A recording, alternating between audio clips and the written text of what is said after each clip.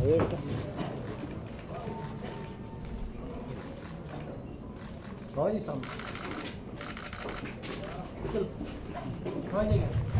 करे मैं माइक लेकर उनके पास पहुंचूं।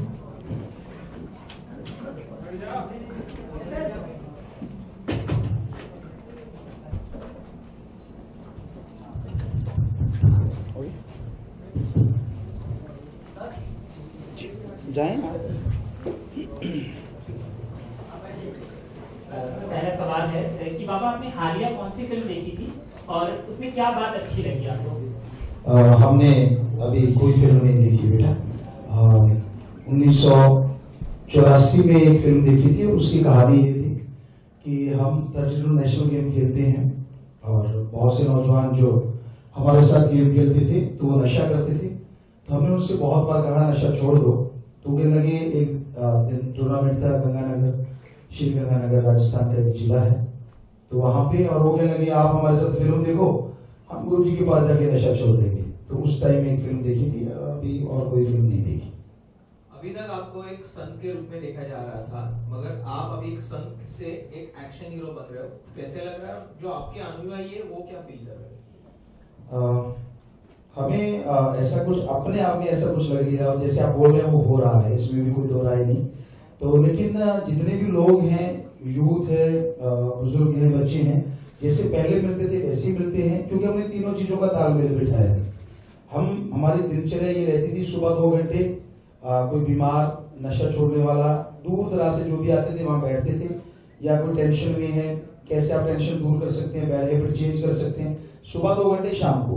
तो जैसे फिल्म शुरू हुई तो हमने कहा सारा दिन ही आपके लिए आ जाएं, शॉट दिया, उनके पास चले गए, कैमरा चेंज हुआ, फिर उनके पास चले गए, तो यूं सारा टाइम वो देते रहे। तो सत्संग भी कर रहे हैं, फिल्म की शूटिंग भी चल रही है और साथ में गा भी रहे हैं। कभी संडे की नाइट हमें निकल आती है तो हम 7-8 घंटे जो गाते हैं, 107 कंसर्ट जो हम कर चुके हैं, तो वो भी कर देते हैं। तो सभी लोगों को वैसे लग रहा, बल्कि उससे भी अच्छा कि गुरु जी हमें ज्यादा टाइम देने लगे हैं।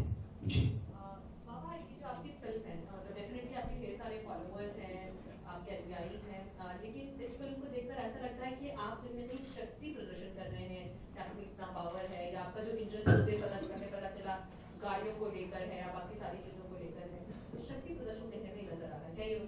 जी बिल्कुल नहीं बेटा, आप जब फिल्म देखेंगे तो आपको पता चलेगा कि ये जो आप देख रहे हैं कि थोड़े थप्पड़ वगैरह चल रहे हैं, इसमें कोई शक्ति प्रदर्शन नहीं है। इसमें हम अपने बेटियों को बचाने के लिए बहुत कुछ कर रहे हैं।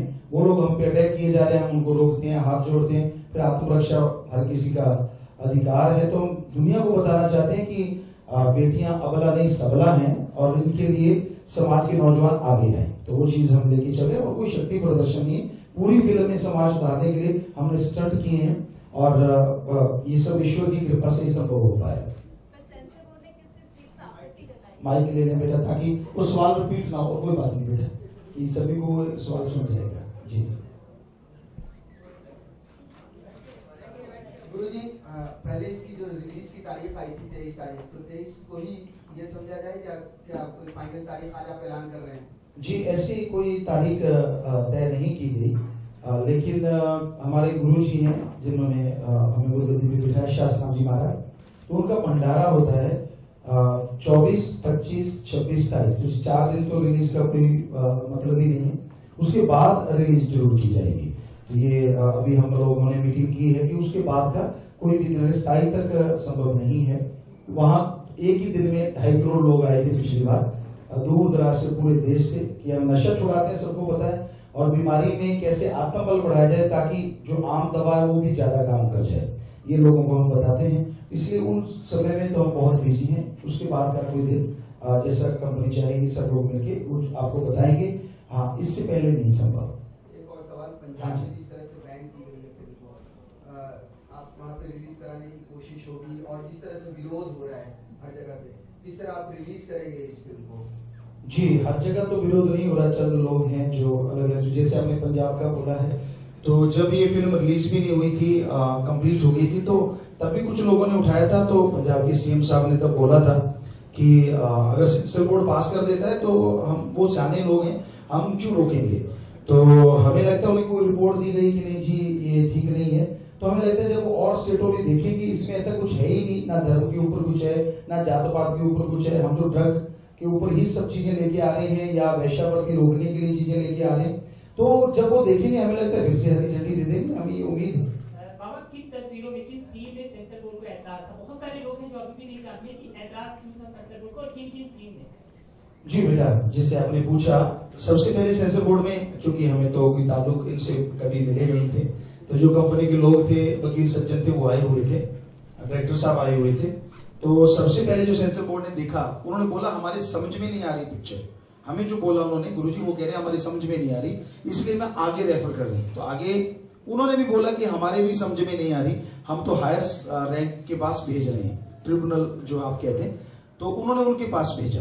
तो दिन थोड़े रह गए थे, तो हमने वहां पे फिर एक स्पीड जो होता है उस पे एक वकीलों ने बोला कि आप स्पीड ट्रैक पे डाल दें, इस तरह से ये संभव है, क्योंकि दिन नजदीक आ गए थे।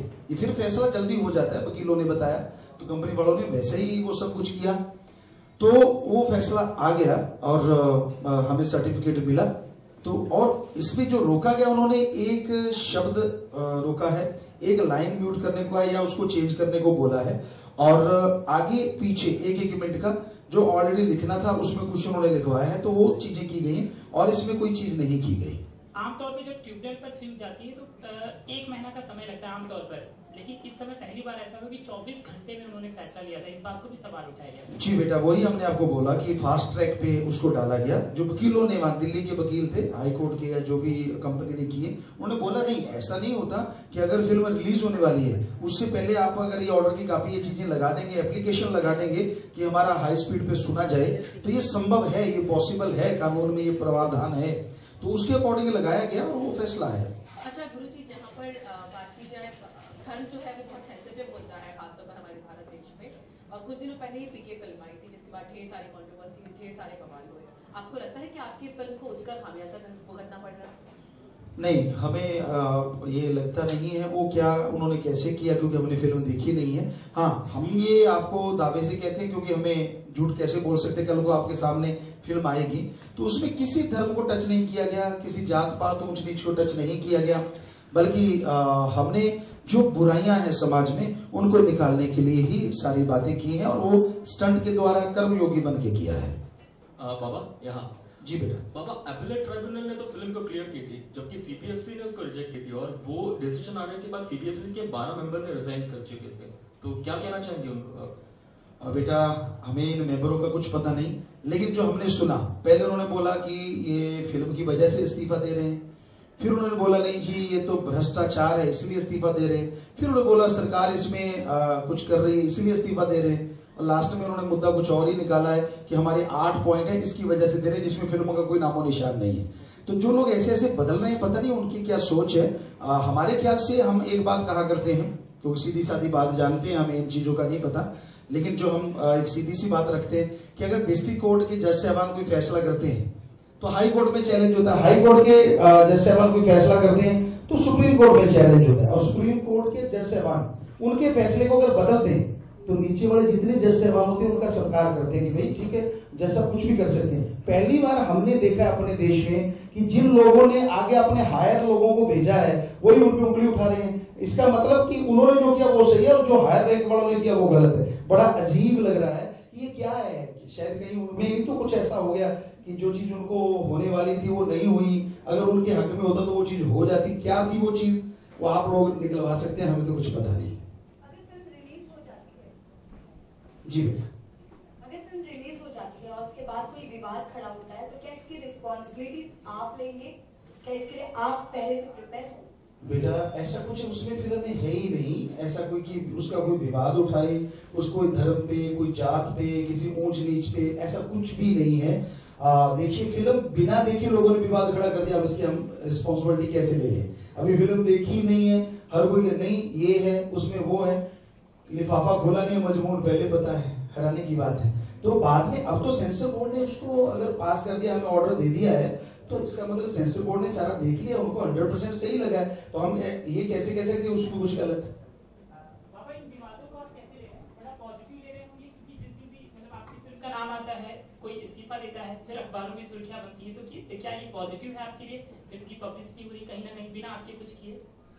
बेटा हमने ऐसा चाहा नहीं था। जब हमने फिल्म बनाई थी एक ही मुद्दा था दिमाग में कि हमारा यूथ जो दुनिया का नंबर 1 यूथ है, बाहर जा जाके जो सुपर कंप्यूटर बना दिए गए, सौर मंडल पे ऊपर चले गए, तो है तो वो इंडियन पर नाम होता बाहर के देशों का।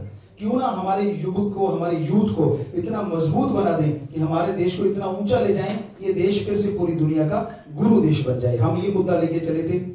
हम तो अब आप सुनिए, हम खूनदान करना सिखा रहे हैं, हम फूड बैंक इसमें बनाना सिखा रहे हैं, पेड़ पौधे लगा रहे हैं कि कैसे लगाना चाहिए, क्या करना चाहिए, ड्रग छुड़वा रहे हैं, वेश्यावृत्ति छुड़वा रहे हैं। ये देश के हित में है। अब किसी को ये चीजें अच्छी नहीं लगती तो आप ही समझिए वो क्यों ऐसा कर रहे हैं, हमें नहीं लगता। और ये हर जगह नहीं है, चंद लोग कुछ जगह ऐसा हो रहा था। बाबा YouTube पे काफी हिट्स मिले हैं आपके फिल्म के ट्रेलर के बाद, आपको रॉकस्टार बाबा का दर्जा दिया जाए तो कैसे लेते हैं ये? बेटा जैसा हम तो एक इंसान है, आप बच्चों को लगता है कि रॉकस्टार के है ना, आपको अच्छा लग रहा है तो कहीं कोई बाबा कहता तो वो भी ठीक है, कोई कुछ कहता है, कोई कुछ कहता है, लेकिन हम असलियत में हम सबकी सेवा के लिए हाजिर हुए हैं। ना कोई हम अपनी बढ़ाई कर रहे हैं, ना अपने आप को भगवान, तो सबके अंदर बैठा है, ईश्वर तो हर किसी के अंदर रहता है। तो हम तो सिर्फ ये कहने आए हैं कि अपने आप को पहचानिए, आप कभी नेगेटिव मत सोचिए, पॉजिटिव रहिए, यकीन मानिए, एक बार नहीं, 2 बार नहीं, तीसरी बार सफलता आपको जरूर मिलेगी। तो यही बताने आए हैं बेटा, हम अपने आप को कोई मान बढ़ाई लेने नहीं आए जी। बाबा जी, फिल्म को हिट कराने के लिए सलमान खान, शाहरुख खान और आमिर खान का सहारा लेना पड़ता है, और फिर उनके हिसाब से उनकी हीरोइन को भी लिया जाता है, जैसे कटरीना कैफ, करीना कपूर, ऐसे हीरोइनों को लिया जाता है। तो प्रोड्यूसर की ऐसी हालत हो जाती है जैसे कि वो सुबह 4 बजे बिना मजबूरी के मुर्गे को बांध देना पड़ता है, उसी प्रकार से प्रोड्यूसर की बेचारे की हालत हो जाती है। तो आपने किसी सलमान या आमिर खान या ऐसे किसी स्टार को नहीं लिया, आपने अपने आप को ही सलमान समझा, आमिर समझा। तो क्या ऐसी बात है आपके फिल्म में कि आप अपने प्रोजेक्ट को लेके, अपने प्लेटफॉर्म इस फिल्म के स्टोरी को लेके आप एकदम पूरी तरह आश्वस्त है कि मैं ही सलमान हूँ, मैं ही आमिर हूँ और मैं ही शाहरुख खान हूँ? हमने ऐसा कुछ नहीं सोचा बेटा, क्योंकि हमने इनका कुछ देखा होता तो हम ऐसा सोचते कि हमें ये होना चाहिए। हमने तो भगवान से प्रार्थना की, भगवान अच्छा काम करने जाने तू साथ देना, उसको ही अपना सब कुछ मानते हैं, ईश्वर को, और उसी को लेके चल पड़े। हम इन लोगों के नाम जरूर सुने जो आप बोल रहे हैं, हमने ये भी नहीं सुना कि ये इनके बिना ऐसा नहीं होता वैसा। और ये हमारा क्रू मेंबर बैठे हैं, जितने भी हमारे साथ एक्टिंग करने वाले एक्टर भी बैठे हैं, डायरेक्टर साहब भी बैठे हैं, तो हमने ऐसा कुछ सोचा ही नहीं, कभी कल्पना ही नहीं कि पूछो इनसे कभी चर्चा हुई हो, किसी बात पे भी नहीं, ये बात ही नहीं हुई कि किसको लेना नहीं। हमें लगा हम ये कर सकते हैं जो भी करना चाहिए, तो ईश्वर की कृपा से हमने वो भी कर दिखाया जो यूथ करते हैं। हाँ बेटा, हाँ माइक दे देना भाई आदित्य जी, कोई और लग जाइए, 1 बाय 1 लेने बेटा, 1 बाय 1। माइक एक ही है, माइक एक ही है, सभी लोग ले लें, उनकी भी बारी है। वो कह रहे पहले हमें 1 मिनट उनको पहले कर लेने दीजिए, उनके हाथ में माइक है। जी जी बोलिए। ऐसा होता है कि जब भी फिल्में लोग बनाते हैं तो उसमें उसका एक व्यापार वाला हिस्सा भी होता है, और आजकल तो बड़ी चर्चा होती है कि 100 करोड़ की फिल्म हो गई, 200 करोड़ का कारोबार कर लिया किसी फिल्म ने, और फिल्म बनाने में खर्चा भी बहुत होता है। तो ये सारी चीज़ें भी ध्यान में रख के लोग फिल्म बनाते हैं कि अगर हम फिल्म बना रहे हैं तो उसकी भरपाई भी होगी और लोग अपना टिकट खरीद के देखेंगे। तो उस दृष्टि से आपको क्या लगता है इस फिल्म का जो एक कमर्शियल हिस्सा है उसमें आप लोगों का कितना, आपको क्या लगता है क्या होने वाला है?